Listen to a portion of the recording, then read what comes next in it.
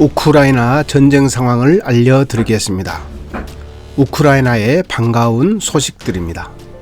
우크라이나 키우의 서쪽에 위치해 있는 부차와 호스토멜 지역에서 러시아군이 결사항전을 하고 있습니다.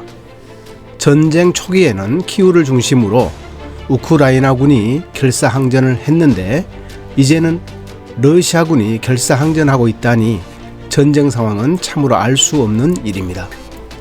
러시아 상황으로 볼 때 우크라이나군에 항복하면 나중에 문책당하거나 숙청될 것이고 싸우자니 죽을 게 뻔한 상황인데 현재 포위된 상태에서 살기 위해 죽기 살기로 싸우고 있는 듯합니다. 남쪽 지역에서는 돈바스 지역 위쪽에 위치해 있는 루한스크에 러시아가 공세를 펼쳤지만 우크라이나의 국토방위군이 반격을 하고 있어서 공격에 실패했습니다. 러시아군은 마리우폴을 폐허로 만들면서까지 소나기 폭격을 계속해왔고 마리우폴 완전 점령을 위해 도심지 진입을 시도했지만 실패했다고 합니다. 마리우폴 경찰 당국이 3일만 여유를 주면 민간인들 대피시키고 항복하겠다고 했던 지역인데 전투가 벌어지고 있는 상황을 볼 때 협상이 결렬되었나 봅니다. 러시아는 마리우폴 시가전에 잔인하기로 악명 높은 체첸 병사들을 투입했다고 합니다. 시가전에서는 체첸군과 아조프 연대가 전투를 하고 있는 상황입니다. 군사 전문가에 의하면 마리우폴이 중요한 군사 요충지라고 합니다. 현재의 전쟁 상황에서는 마리우폴이 러시아군의 주요 보급로라고 합니다. 러시아 입장에서는 마리우폴 위쪽 돈바스 방향, 마리우폴 아래쪽 헤르손 방향에 이르는 보급로가 확보되어야 한다는 것입니다. 그리고 전쟁 이후에는 아조프해를 러시아가 완전히 손아귀에 넣을 수 있는 완성판이 마리우폴이라는 것입니다. 러시아는 병력이 부족해서 돈바스에서 18세부터 55세 남성을 징집했고 이도 부족해서 65세까지 징집을 했습니다. 이러한 노병들을 돈바스 지역을 지키는 데 투입하지 않고 앞으로 전투가 치열해질 헤르손 지역에 투입했다고 하는데 러시아가 더 이상 이번 전쟁에 지원할 병사가 부족해 다급해진 것 같습니다. 우크라이나군이 키우 동쪽에 위치한 수미 지역에서 반격하면서 공세로 전환하고 있다는 소식입니다. 러시아군이 장악한 키우 북쪽에 위치한 체르니우 지역에서도 우크라이나군이 반격하여 러시아군을 거세게 밀어붙이고 있어 우크라이나군에게 전세가 유리한 상황입니다. 러시아가 상황이 불리해지자 일부 지역에서 화학전을 준비하고 있다는 보도가 나오고 있습니다. 러시아가 일부 병사들에게 신경작용제 해독 키트를 보급했다고 합니다. 한편 이제는 러시아의 최고위급 장교들마저도 건물이 무너지듯 와르르 무너져 내리고 있습니다. 러시아 대통령 푸틴이 이번 전쟁에 투입된 러시아 제1군이 전차군 사령관 세르게이 키젤 상장을 보직해임하고 모스크바로 압송했다고 복수의 우크라이나 매체들이 보도했습니다. 제1근위 전차군은 러시아 최강의 엘리트 전차 부대로 전차만 800여 대를 보유하고 있다고 합니다.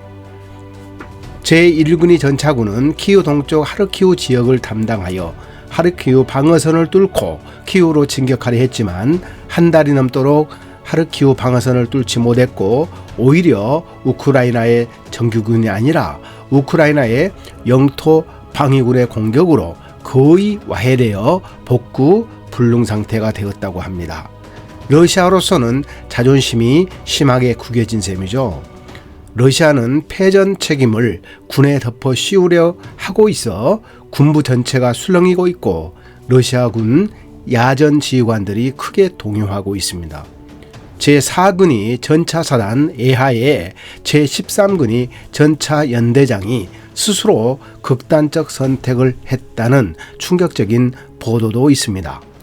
전시 상황에서 지휘관을 숙청하고 압송하는 것은 군사기 면에서도 이해가 되지 않는다고 일부 군 전문가는 말하고 있습니다. BBC 러시아에 의하면 러시아군이 프랑스군이 소유한 모든 전차 수보다 더 많은 전차를 우크라이나와의 전쟁에서 한순간에 잃었다고 합니다.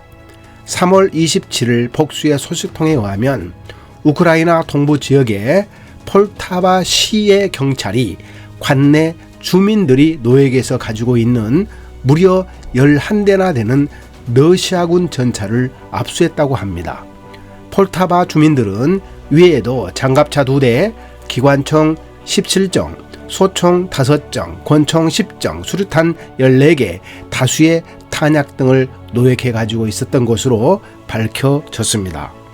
폴타바 시는 격전지인 하르키우에서 130km 떨어진 곳이고 러시아군의 활동이 거의 없었던 곳입니다.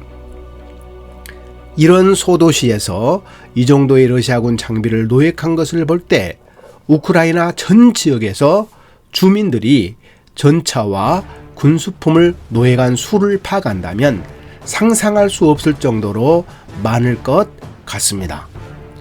다음은 우크라이나에 크게 유리한 전세를 뒤집을 만한 환경이 있어 알려드립니다. 3월 하순부터 라스푸티차가 시작되고 있다고 합니다. 라스푸티차는 얼어붙은 땅이 녹아내려서 곳곳에 진흙땅으로 변하는 현상입니다.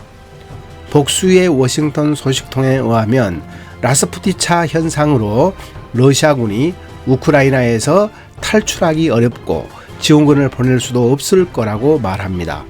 라스푸티차 현상은 러시아, 우크라이나, 벨라루스 지역에서 10월 중순부터 11월 초순, 그리고 3월 중순부터 4월 하순까지 발생하는 전 국토의 늪지화 현상이라고 합니다.